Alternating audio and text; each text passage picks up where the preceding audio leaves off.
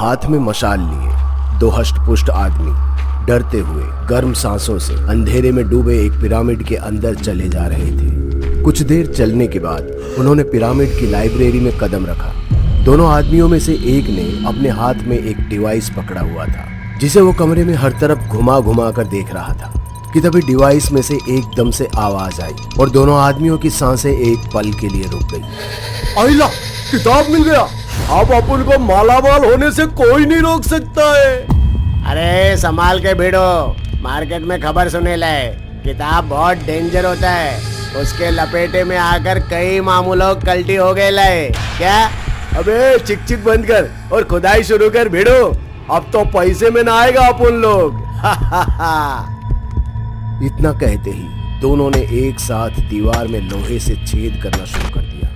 दोनों किताब चुराने के इरादे से ही आए थे और कुछ देर बाद उन्हें किताब मिल भी गई, पर इससे पहले कि वो किताब को खोलकर उसमें लिखा हुआ पढ़ पाते पूरा पिरामिड थरथराने लगा। लाइब्रेरी की सारी किताबें उनके ऊपर उड़ उड़ कर गिरने लगी, जिससे उनका चेहरा जगह जगह से छिल और कट गया।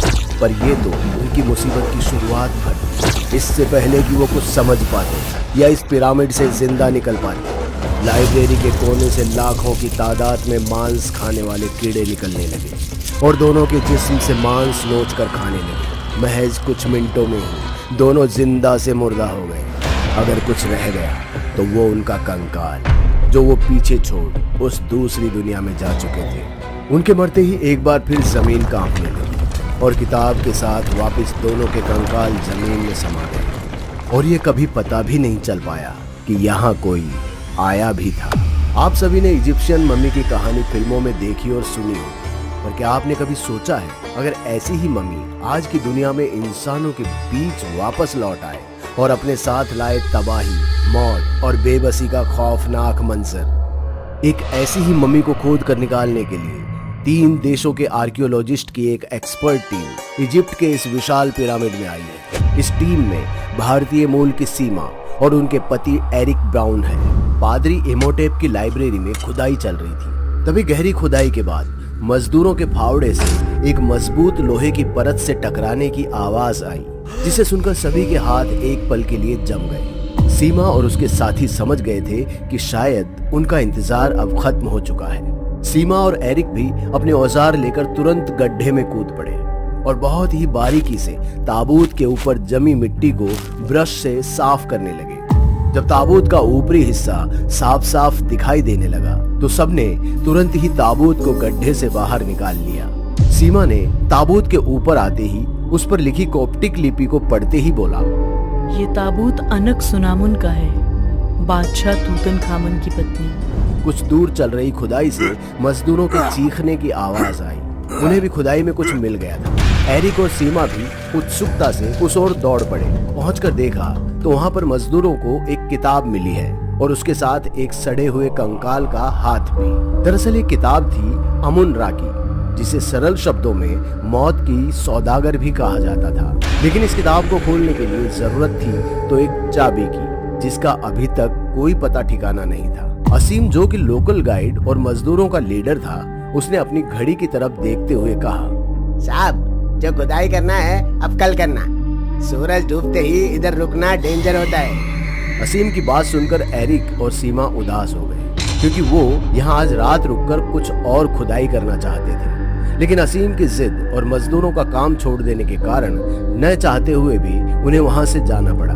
मजदूरों ने ताबूत और उस किताब को पिरामिड के बाहर एक टेंट में रख दिया और चले गए। सीमा भी उदास हो लाइब्रेरी में जाकर बैठ गई। लेकिन जब वो लाइब्रेरी से निकली तो उसे एक कोने में चमकती हुई चीज दिखाई दी। सीमा ने जब पास जाकर देखा तो वो एक अंगूठी थी, जिसके आगे एक तारे की आकृति बनी हुई थी।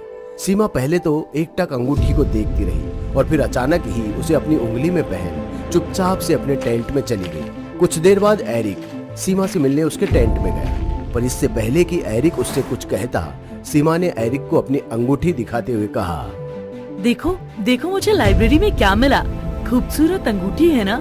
सीमा, ये कोई आम अंगूठी नहीं है, बल्कि एक चाबी है। चाबी? कैसी चाबी? अमुन रा की किताब को खोलने की चाबी। और अगर मेरा अंदेशा सही है तो उस किताब में अनकसुनमुन और उससे जुड़े कई और राज भी हो सकते हैं जिन्हें कोई नहीं जानता।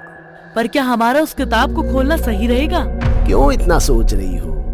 एरिक सीमा को प्यार से समझाता हुआ उसी टेंट में ले गया जहां ताबूत और किताब रखी हुई थी। सीमा ने अंगूठी की मदद से किताब को खोला।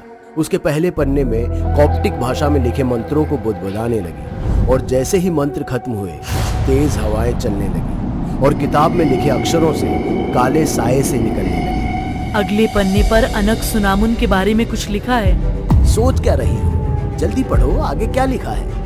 मुझे कुछ ठीक नहीं लग रहा, चलो वापस चलते हैं। सीमा की बात सुनकर भी एरिक टस से मस न हुआ और सीमा पर दबाव बढ़ाने लगा कि वो किताब को पढ़ना जारी रखे। माँ मत कयाद ला यमुत अब्दान किरात हदा तेउल्दा इला अलहया, जिसका मतलब था कि मरा हुआ और नहीं मर सकता और इस मंत्र को पढ़ने के बाद मुर्दा भी जिंदा हो सकते हैं। मंत्र पढ़ते ही दूसरे पन्नों के अक्षरों से भी काले साए निकलने लगे। यह अचानक से सीमा और एरिक के पास रखा ताबूत अपने आप ही खुल गया और अमुनरा की किताब मम्मी के कंकाल पर जा पहुंची। एरिक और सीमा डरते घबराते ताबूत की तरफ अपने कदम बढ़ा ही रहे थे कि अचानक ताबूत से अनकसुनामुन की कंकाली लाश ने सीमा का हाथ पकड़ लिया और आंखों में आंखें डाल जोर से चिल्लाई, जिससे सीमा हवा में उड़ तड़पने लगी। उसका पूरा शरीर खुद ब खुद अकड़ने लगा और देखते ही देखते सीमा का सारा जिस्म स्याह काला पड़ गया। उसकी आंखें किसी काले कुएं की तरह गहरी हो चुकी थी। अनकसुनामुन ने सीमा के शरीर पर कब्जा करते ही आसमान में देखा और जोर से दहाड़ी। उसकी इस दहाड़ से कैंप के मजदूर और बाकी लोग भी जागकर अपने टेंट से बाहर आ गए। सीमा भी अपने टेंट से निकलकर एक और जाने लगी और उसके रास्ते में जो कोई आता वो उसे अपने नाखूनों से नोचकर बीच से फाड़ देती और उसका सिर धड़ से अलग कर 2 दिशाओं में फेंक देती। कुछ ही मिनटों में रेगिस्तान की मिट्टी खून से लाल हो गई। चारों तरफ सिर्फ मांस के लोथड़े ही पड़े हुए थे और सीमा अब फिर से लाइब्रेरी में आ पहुंची थी। लाइब्रेरी में जाते ही उसने कोने में रखी अनुबीस की मूर्ति को अपनी नजरें झुकाकर उन्हें प्रणाम किया। 4वीं शताब्दी के इजिप्ट में जहां राजाओं का शासन चलता था, वहां कोमल सी अनकसुनामुन की शादी एक उम्र दराज शहंशाह तूतन खामून से जबरदस्ती करा दी गई थी। बावजूद इसके कि अनकसुनामुन इमोटेप से प्रेम करती थी, जो शाही लाइब्रेरी की देखभाल करने वाला लाइब्रेरियन था और एक तांत्रिक भी, जिसने अपनी काली शक्तियों के ज्ञान और माया से महाराज को कई युद्ध जिताए थे। तूतन खामून का युद्ध पर जाना अनकसुनामुन और इमोटेप के लिए इशारा होता था कि दोनों रात साथ गुजारेंगे और फिर एक रात। कब तक ऐसे चोरों की तरह छिप छिप कर मिलते रहेंगे? बस कुछ दिन और। इस युद्ध में तूतन खामून की मौत पक्की है और उसके मरते ही हमें शादी करने से कोई नहीं रोक पाएगा। और अगर ऐसा नहीं हुआ तो अमुनरा के 3रे पन्ने पर मृत्यु श्राप का प्रयोग करना पड़ेगा। तुम सलामत तो रहोगे ना? तुम्हें कुछ होगा तो नहीं? अगर मुझे कुछ हो भी गया तो मौत की गोद से तुम मुझे वापस ले आना, जीवन अमृत मंत्र की मदद से, और अमुनरा की चाबी तुम्हारे पास ही तो है। ये कहते ही दोनों ने एक दूसरे को प्यार से गले लगा लिया। मगर इसी दौरान कमरे में शहंशाह तूतन खामेन आ गया और दोनों को रंगे हाथों पकड़ लिया। गद्दार, हमने तुझे अपने राज्य और मंत्रिमंडल में जगह दी, अपना विशेष सलाहकार बनाया और तूने हमारी ही बेगम के साथ। शहंशाह इससे पहले कि इमोटेप का गला दबाकर उसे मौत के घाट उतारता, अनकसुनामुन ने उसकी छाती में भाला घुसा दिया। महाराज का चिल्लाना सुनकर 4 सैनिक अंदर आ गए और दोनों को बंदी बना लिया गया। वो जमीन में जिंदा दफनाने की सजा सुनाई गई और जिंदा दफनाने से पहले इमोटेप की जुबान काट दी गई। अनकसुनामुन के हाथों से वो अंगूठी उतरा ली गई जो शहंशाह ने उसे पहली सालगिरह पर तोहफे के रूप में दी थी।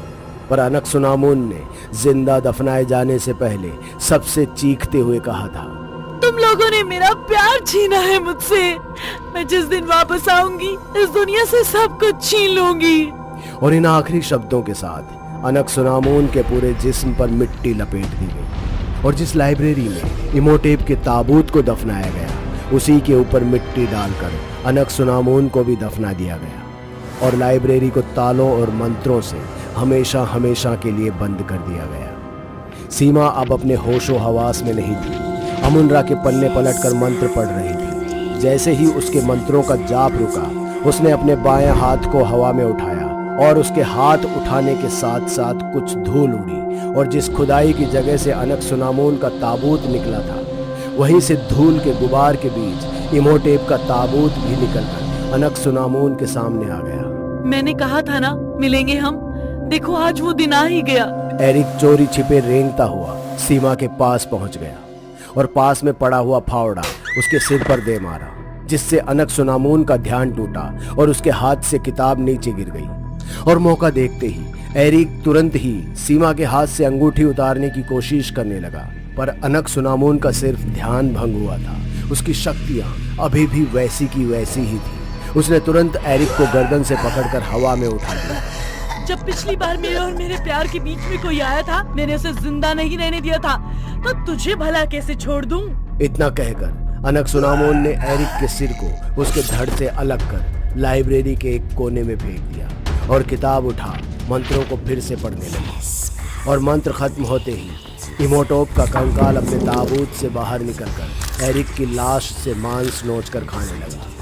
कुछ पल बाद ही इमोटोप अपने पुराने रूप में वापस लौट आया और एरिक की बची कुची लाश को अपने ताबूत में फेंक उसे वापस दफना दिया। और फिर अनक-सुनामून को प्यार से गले लगाते हुए कहा, मुझे यकीन था कि तुम मुझे मौत की जकड़ से छुड़ा कर ले आओगी। काम अभी समाप्त नहीं हुआ है। अभी इस दुनिया ने हम पर इतने जुल्म किए हैं, उनका हिसाब होना भी बाकी है। मेरी प्रिय, उसकी चिंता तुम मत करो।